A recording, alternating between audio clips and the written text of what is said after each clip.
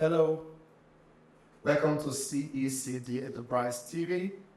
My name is Kenneth Enoruwa, Principal Consultant, Value Plus One Consulting and Co. Benin. Remember, this TV exists for your own good. Our focus at CECD Enterprise TV is to help startups and small businesses upscale. And this section has been dedicated to 10 fundamental practices every small businesses should imbibe. Remember the last edition, we looked at the importance of patience, we looked at the role proper bookkeeping plays, we also looked at proper capital management. So those were the 3 fundamental practices we talked about the last time. And so today, welcome to another interesting edition. We'll continue as point number 4, 5, and let's see where the time takes us. One fundamental practice every startup should imbibe is expectation of uncertainty. Providing for uncertainty makes you stay stable during turbulent times. The journey of an entrepreneur is not always smooth. Recall the last edition. I talked about people who always say, I want to be independent. I want to own my own business because entrepreneurship is cool. I determine what I do, where I go, when I do what. And then I said that's not always correct. In fact, you require more time, you require more attention, you require more commitment as an entrepreneur than if you were in a paid employment.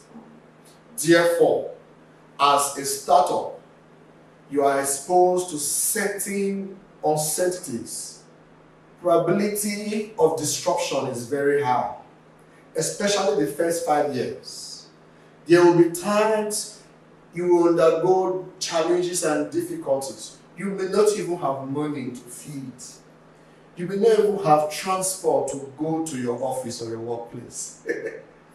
That is the reality. You may not even have enough sales in a month to pay salaries, especially if you have 1 or 2 or 3 or 4 or more staff. There will be times you will feel like giving up.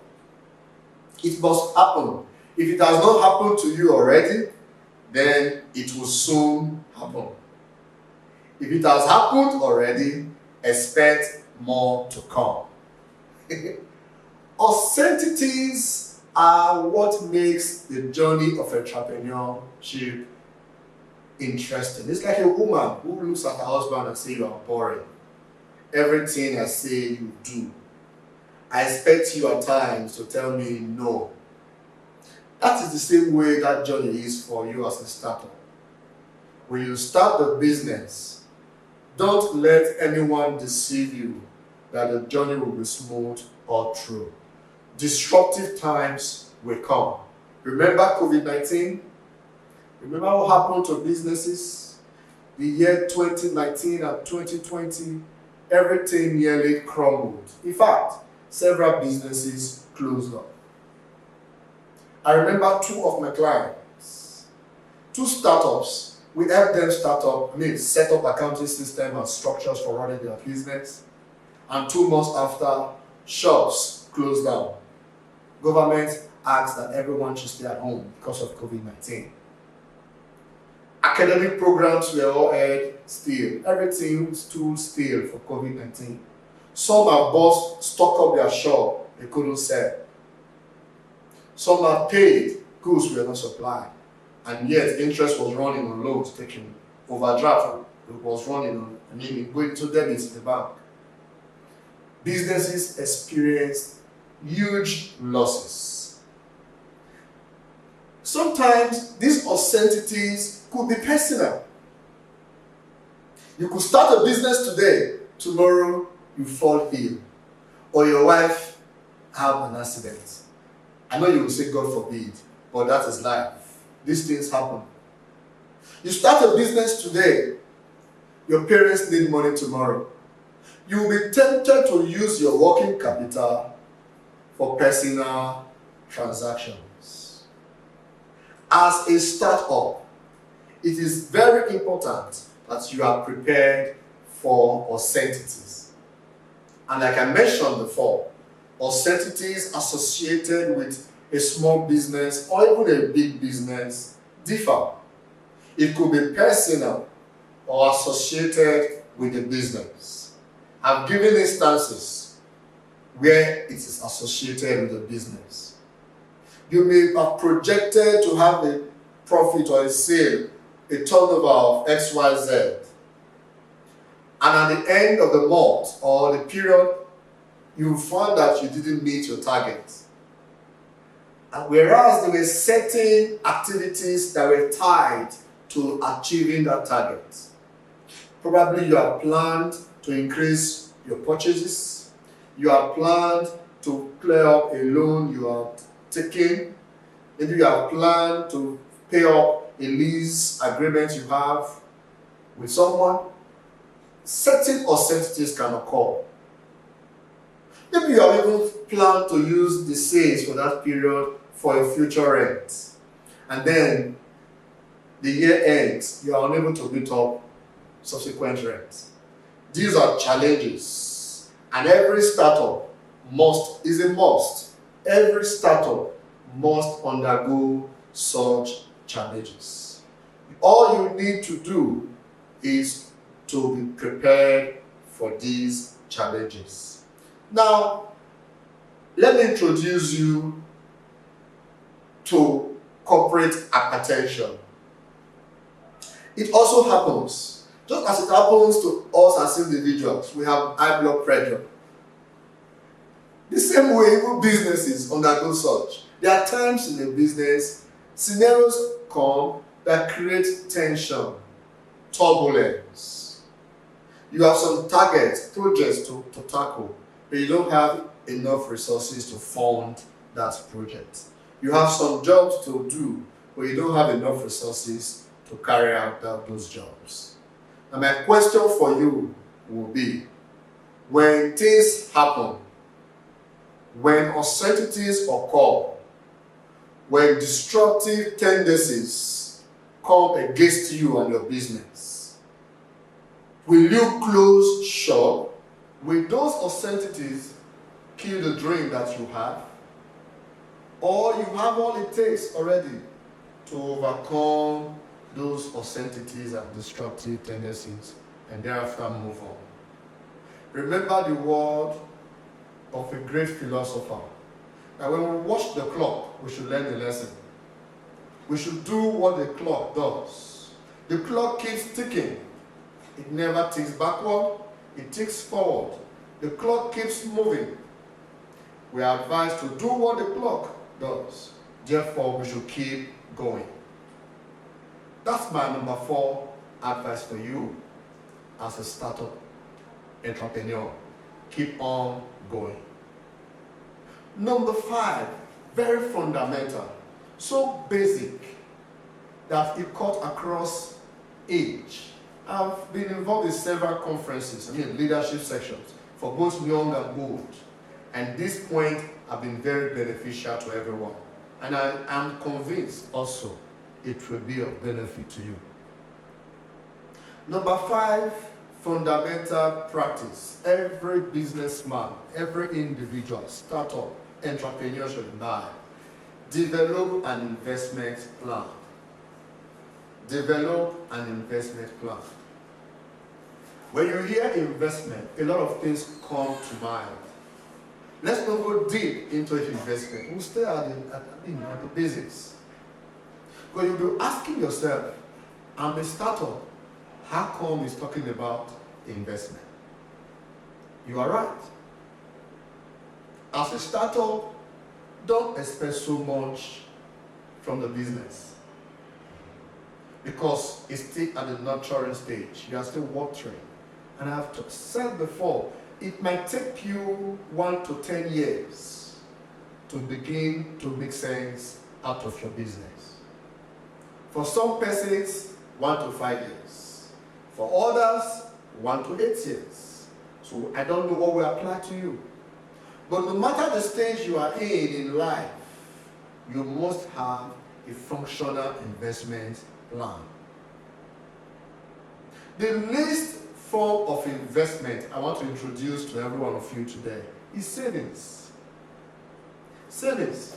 Savings is a form of investment. And every startup, every entrepreneur, a business mover, whether you are into trade or you are into service or whatever business you are into, as far as you generate revenue, you make money, currency flows in your business, you should have a functional investment plan. And I said the least form of investment everyone should have is a savings investment plan. While you are building, you save. While you are building the business, you save. In Africa, the Olidara system affects several individuals and businesses. The banks have also bought into the idea, and for security reasons, they now sell the Olidara products in the banks. So every startup should sign up into the Olidara project. The thrift collection idea is a model that has helped many businesses and individuals save in Africa. While you are building your business, determine what part of your revenue and income you will save. Like I said before, that should be the least investment model for every startup. You need it, it has helped us a lot. Even as a person, I do it. Now what that means is that whatever you save daily, weekly or monthly, or for every percentage you set aside from every money you make as a businessman, you make up your mind to do two things with that money. You either never touch that money until it's ready to be plugged back into the business as an investment. Maybe, for example, you have a plan to buy a truck. Maybe you are into logistics. And for now, you just use other people's, other vendors to do your business. You pay a vendor to do supplies for you. And so you have plans in the next 5 years to buy your own truck. So to achieve that in 5 years, you probably have to save XYZ amount on a monthly or daily basis. What that means is that any amount you set aside for that purpose must be used to achieve that purpose. It doesn't matter whether you have food to eat or not. That money is not meant for food. It is meant for the truck in 5 years. So, to avoid the temptation of breaking the flow, you make deposit ahead. You may ask for a bank overdraft or a bank loan to buy that truck while you continue to service the loan. That's all a different ballgame. So two things you do with your savings. You either plug back your savings into your business, or you leave your savings as an operational income for the future. But what you should never do with your savings is to divert your savings into consumption, personal consumption. The Bible says in Isaiah 55, from verse 1 to 3, I'll place emphasis on verse 2. The prophet was teaching, and we were warned as businessmen, kingdom-minded people, why should you put your money into that which is not bread? So if you have your savings, you labor to save. Why would you in the end divert or convert such money into buying ice cream at Suya? As a startup or a businessman, savings is the least investment model you should apply. No great or successful businesses you see today around the world in Africa ever made it once, or there was never a time they had their entire money available. They have some set aside, either through depreciation or through reserves. And at the end of the period, the reserve is plowed back into the business. The savings in form of depreciation is used to buy more vehicles into the business. And so what makes us different as a startup? Save. Don't be tempted all the time to spend all your income. As a startup, you are exposed to such uncertainty. I mean, it's a common. I mean, I did a series one time. I had a section with some youths and a leadership session, business owners, with that on common mistakes CEOs make, common mistakes entrepreneurs make. One of those mistakes, very key, is spending all proceeds from the business on personal lifestyle. Have you seen successful brands promoting their lifestyle? Brands like Dangote. Have you seen him anywhere showcasing his luxury of cars? You won't. The only time you hear people like Dangote showcasing wealth is when they attend meaningful conferences in Dubai, China, London, New York, Switzerland, or in Abuja. They are sitting with other great men discussing business. The only time you see successful brand on TV, social media, displaying wealth, probably their grand opening of a new business. You won't see them because they are not into entertainment like the entertainers will do, showing us their cars and houses and their phones. Great businessmen won't flaunt their wealth. You only see their wealth when it comes to proceeds of investment. Investment matters. So why should you be different?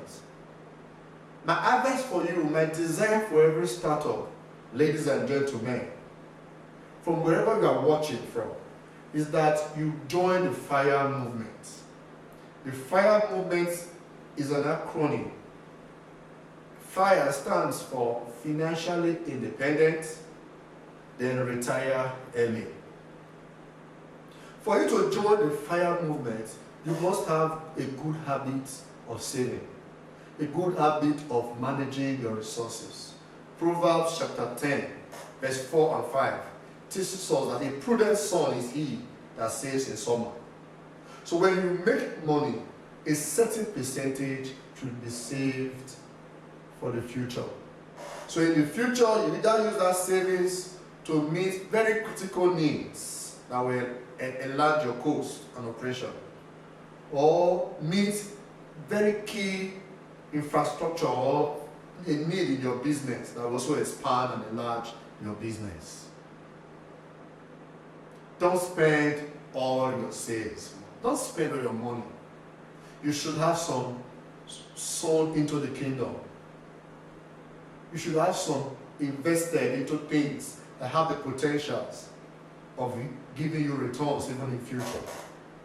You should have some of those money spent on variable expenditures. I mean, I understand as a startup you must pay rent, you buy a recharge card, telephone expenditure, you must have subscription expenditure, salaries. Those are regular. Electricity supply, you pay for those. So from your sales, meet those needs. But have provision for investment, have provision for savings. Okay, number 6, we look at building strong network. Building strong network. I will ask you this question. In the past 6 months, who have you spoken with? Which conference have you attended? What book have you read? Which professional outside yourself have you interacted with? I mean, you cannot be in business in isolation. No man can succeed alone.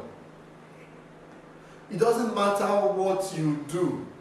Look for your clients and network with them. Your clients might be in the Gambia. You can have them in Togo. You can have them in Ghana. You can have them in Cote d'Ivoire. It can be in Benin City. It can be in Lagos, Nigeria, Abuja, Port Harcourt. So, network. Ask questions. People have gone ahead of you. So ask them how they did it. Today, I'm on CECD Enterprise TV because we are a network. So, why are you alone? No man succeeds alone. No man climbs a step in a ladder and succeeds. No man creates a ladder, climbs a ladder to success.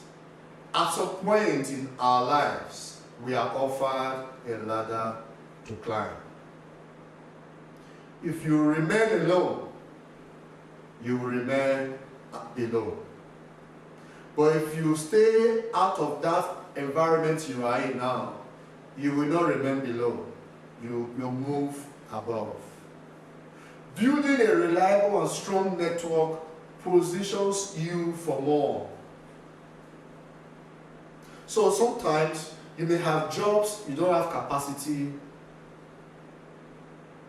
You don't have capacity to deliver. Or you don't have sufficient resources to deliver. So what is the ease of getting coverage? Your network will determine how speedily you are able to recover. Have you ever wondered why popularly people say the rich get richer and the poor get poorer? Simple. The rich build a network around themselves, where the poor have no network. In fact, nobody's even willing to be associated with the poor. Whereas, as a startup, we may agree that we are in the category of those who are poor. Then you are rich in ideas. So your ideas should drive you from the poverty clique to a network of those who are driven by ideas. I mean ideas that have life in them. Therefore, when you build reliable and strong network, you are able to achieve more. You don't only enhance your depth, you enlarge your breadth. You get quality support, not just men's support. You get quality support from men and women of your kind.